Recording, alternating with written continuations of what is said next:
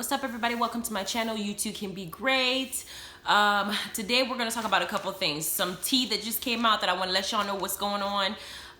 What we're going to talk about is about Dennis Rodman and what the hell's going on with him. And after that, we're going to get to Boobie and his situation. And we're also going to get to Amina and what's going on with her. But before I do that, I do want to announce that I am going to post the winner on Instagram of the next Amazon gift card, so y'all can know who the winner is. And if it is you, just make sure you go ahead and shoot me an inbox so we can orchestrate about how to, coordinate how to get that to you, because, it is $50. You can get a lot of stuff from an Amazon, especially if you have Prime, you don't pay for shipping. The Instagram, my Instagram name is you2canbe_gr8_channel. So before I get into talking about some other stuff that don't matter, let's get into this little tea right here, right? So Dennis Rodman, ex-NBA player, has been charged with battery for essentially what I call bitch slapping a heifer. Why? It says Dennis Rodman is charged with battery for allegedly slapping man twice in the face with an open hand. Now, I'm reading this article, I'm like, what the hell? How the hell is he supposed to slap somebody? If he has his palm out and he smacks somebody once or twice, that's a slap. To put the term or the words open-handed makes no sense, because if it was closed, he won't be slapping them. He would be punching them. So I don't know why they felt it necessary to even put that situation in the article, but they did. And maybe he slapped him twice because the first one just didn't do the trick. Slap one cheek. If the other one's not good enough, let's slap the other one. But what I'm reading, it says is that he's now going to face legal action because he chose to bitch slap somebody. That shit don't make no damn sense. Now I understand somebody facing legal actions for fraud, money laundering, maybe tax evasion, shit like that. But you slap somebody twice and you facing legal action. This person, I think, just wants a money grab, because the article kept going to say that the prosecutors in Florida charged the NBA star with a single count of misdemeanor battery. What kind of shit is that? Incident occurred at a Delray beach bar. He supposedly slapped a man twice in the face, open-handed again. Victim claims that his face was swollen the next day. You know what? When I was a kid, I got slapped for doing stuff wrong.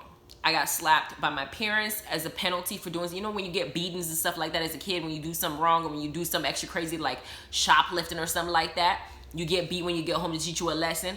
I don't remember ever being swollen from those beatings, and it was more than 2 slaps. This grown-ass man, when I was a child, this grown-ass man is trying to say that Dennis Rodman slapped him twice on his cheek, and all those 2 slaps resulted in his face being swollen the next day. The fuck? You full of shit. But it kept going to say that he didn't even file the police report until 2 days after the fact. And when the police was taking the report, they said that they did not notice any swelling or any injuries that were significant or at all observed on the victim while he was planning the report or planning the evidence to try to sue him to get this whole money grab situation. If convicted, Rodman could face up to 1 year in county jail for slapping somebody. 1 year in county jail? Is that what we're doing now? For 2 slaps in the face to another grown person. You ain't beating a child. You're not out here abusing somebody that is incapable, like an elderly or something like that. This is 2 slaps to a grown man. You want to go ahead and say this person's about to face a whole year of county jail for 2 slaps. Okay.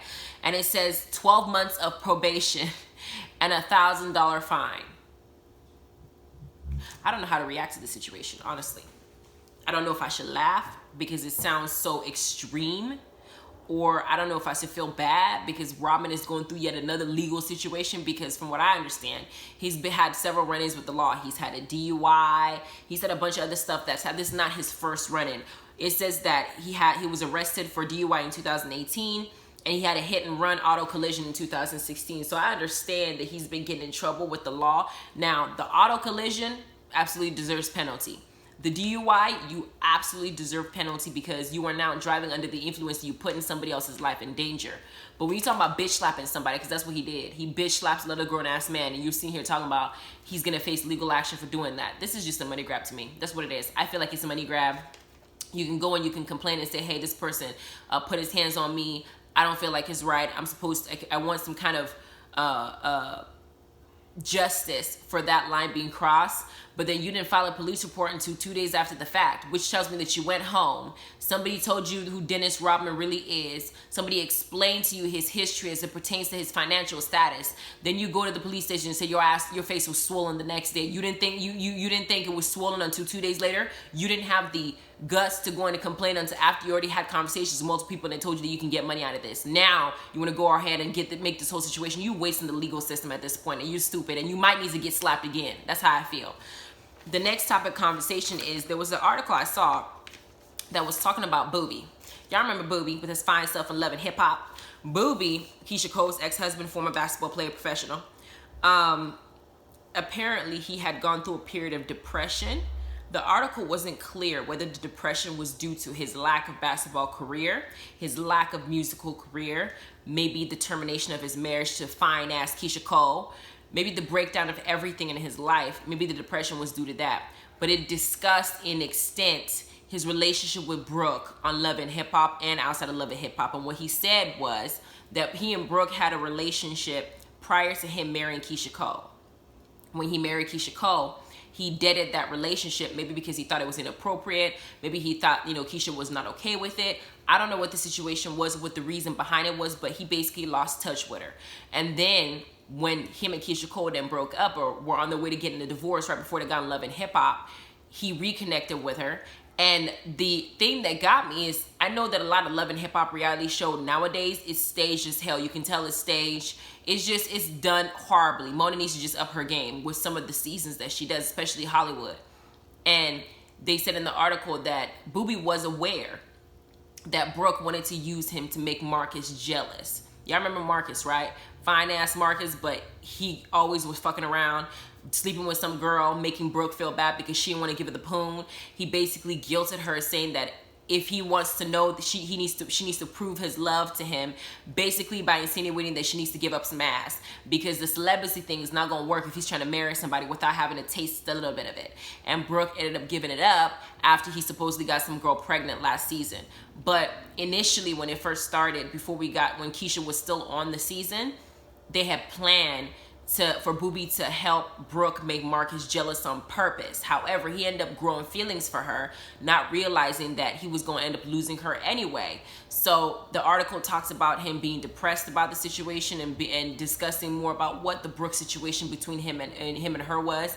He said that he still calls her a baby because that's how he sees her. I really think at the end of the day, I like Brooke and Marcus, but at the same time, I think I would like Brooke and Boobie too, the two BBs. Y'all can BB it up together. Get it in. Anyway, that was what the article talked about. I just felt like I'm gonna let that know. But the next tea I got here, Amina Buddafly and Peter Gunz are involved. Y'all remember Amina Buddafly? First, I thought she was a hoe. That's how I perceived her, because she knew, I don't care how many times you say, Peter told me that he was not with Tara.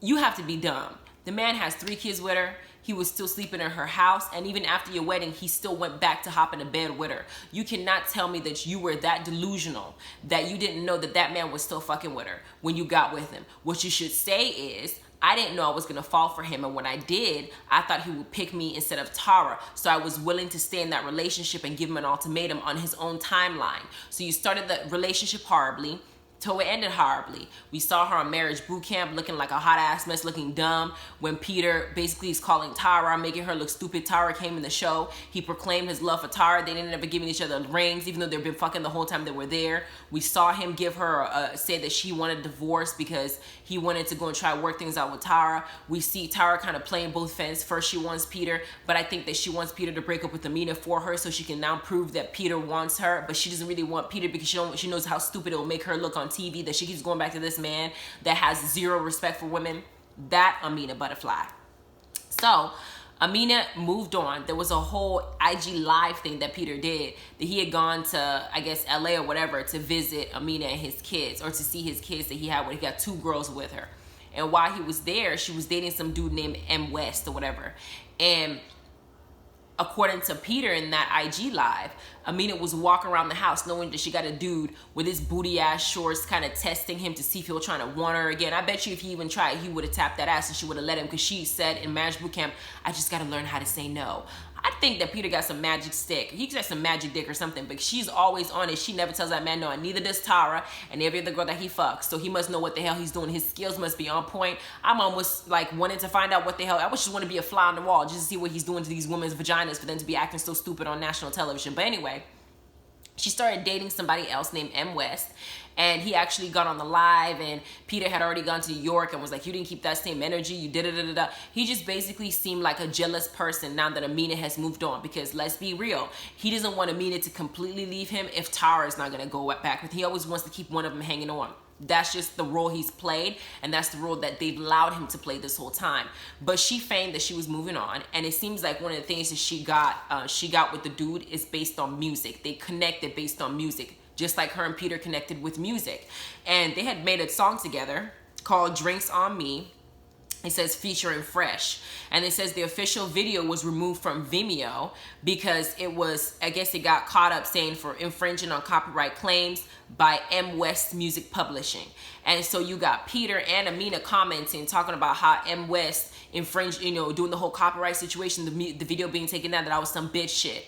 And then you got Peter on the, I don't know if it's Twitter, leaving messages talking about, I'll be out there to see my kids. Amina, call me tonight. I'll be there in 2 weeks. M. West, where you at? You got Richard Dollars commenting on that shit. I'm looking at him like, bruh, Amina's gonna call you? I thought y'all were done. Why would she be calling you? Why are you even in her man's business at this point? This is some sick, twisted love triangle. I feel like this is dysfunction that they love. So when Amina's sitting up there bawling her eyes like, I wish I can get over Peter. I just love him so much. And Peter's sitting up there full of shit talking about, I just need to work on myself. All that is bullshit. You're not working on yourself. You don't even care to work on yourself, because this girl was with another dude. You're supposed to have moved on. If I was your ex and something happens in your relationship, I would not give a damn if I technically wanted you to move on. Okay, the guy burns you. He did a video with you. You fucked him over, or he fucked you over. Y'all broke up. Whatever happened, the situation didn't end. Okay, fine. I will not be on Instagram or Twitter writing notes, writing little messages, like little, love notes, love-hate notes to each other, talking about, and then put on blast, talking about, Amina, call me tonight. What's she gonna do? Sex talk you over the phone? Y'all gonna have phone sex 2 weeks before you get there so you can fuck her and make sure that you solidified your spot, that even though this guy has been in her life and been all up in her coochie, you still get first dibs on it anytime that you want? Is that what you want to do, Peter? I feel like this is all a show. He's gonna make all this noise. He's gonna go there. Amina's gonna give it the poon. And after he gets it, spends 2 weeks with her or 3 weeks with her or whatever, how long he needs to spend with her in the kiss, she's gonna be sprung again. He's gonna go back to New York. He's gonna try to hop on Tara. And if Tara says no, he's gonna hop on somebody else. And when Amina gets another dude, he's gonna act like he's jealous and stuff like that. When they break up, he's gonna wanna see like, yeah, I wanna see if I can still get that. He'll go over there and get that and act like he cares. And it's gonna be a whole another cycle. It's gonna last for another 10 years. And Peter is too old to be doing this. His daughter is an adult. He has kids that are grown. He has a whole just a bunch of ass kids from different people, and he still ain't learned. And I mean, it's still gonna let him do what he needs to do. But this situation came out, I'm just like, oh my God, I'm sick of hearing about y'all. But I'm gonna talk about it anyway because it was on my feed, so y'all gonna get the tea. The last tea I want to provide in this particular video was regarding Flavor Flav. Y'all remember Flavor Flav with the clock around his shoulder? Yeah, boy! That face that he makes, that I don't know if that's, I wouldn't do that. It's just not me. It's not like it's just not attracted to me. Flav, has a lot of good following. New York was sprung off that man for real. I felt like he should have picked her because she genuinely wanted that man. I think her and Delicious, I would say, genuinely wanted that man. They genuinely fell for that man. Crazy was just there for her bad singing career because she couldn't sing. Anyway, that Flavor Flav. He apparently got this girl pregnant at 60 years old, has a 2-month-old baby at 60 years old, and the girl is suing him for $50K, saying that she had loaned him some money and that he owes her child support. Now, that shit don't even make sense. Of course he'll owe you child support, bitch. You had to loan him money in the first place. Like, how on earth? I don't know if it's the article that sounds dumb or if it's the girl that sounds dumb. Because it read, she's suing Flavor Flav for $50K for money that she loaned him and for child support that he owed. Well, bitch, if you had to loan him money, then of course he would owe you because he don't have money to give. He had to ask you for money, even though you just had a 2-month-old baby by him. First of all, he is 60 years old. He has a whole football team with the kids. What are you doing sleeping with a 60-year-old man that has all these kids and you have a 2-month-old baby? By the time the baby's 18 years old, he'll be 78. And then some. By the time the baby even grows and has more kids, he'll be pushing like a century old. And it's Flav. You know what? All these females keep going for Flav. New York went for him. We heard her in there getting it in. She was like, oh. We heard every single sound that she made in there while Flavor was in there. Maybe Flav is like Peter. They know what they're doing so well. They got all these heifers losing their mind. Because I'm looking at Flav, and all I can think about is, well, as much as I love Flav and his personality, he's a great character to watch. The light does wonders when it is turned off. So maybe all these girls feel more comfortable. Do y'all think that he has the clock on while he's doing it?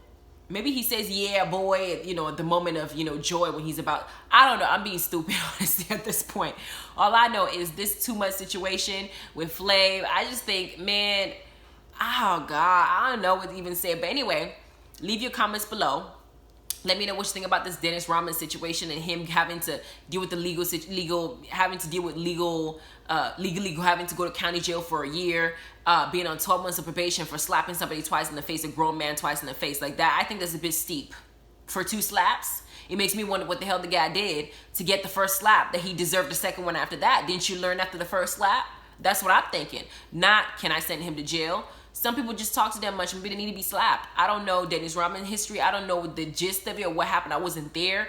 But for a slap, a bitch slap at that, this is a bit much for me. But leave your comments below. Let me know what you think. Number 2, let me know how you feel about the whole Boobie situation, him being depressed. Do you think that he would be better off with Marcus? Do you think that he would be better off with Brooke? Because it seems like he already broke up with the girlfriend he had before that he was dating when Brooke announced that she was engaged with Marcus. He has another girl. He said he was enjoying himself. She was a beautiful girl. We saw her all over Instagram. Now they're not together, and he's on the show in Hollywood with no girl chasing after April. So what do you think? Do you think that Brooke would be his next Keisha, or do you think not? But leave comments about the whole Amina situation and this song crap. I don't even know if it's even worth leaving a comment about. But fast forward to Flavor Flav and tell me what you think about Flav and what he's doing with these girls. I don't know. Maybe he's just very good. He's very good at what he does behind closed doors, and hell, all these girls want to fly. I don't know. But that's the tea that's been going around. I want y'all to know. Don't forget to like and subscribe and ring the notification bell. I'll see y'all some other time. Thank you. Bye.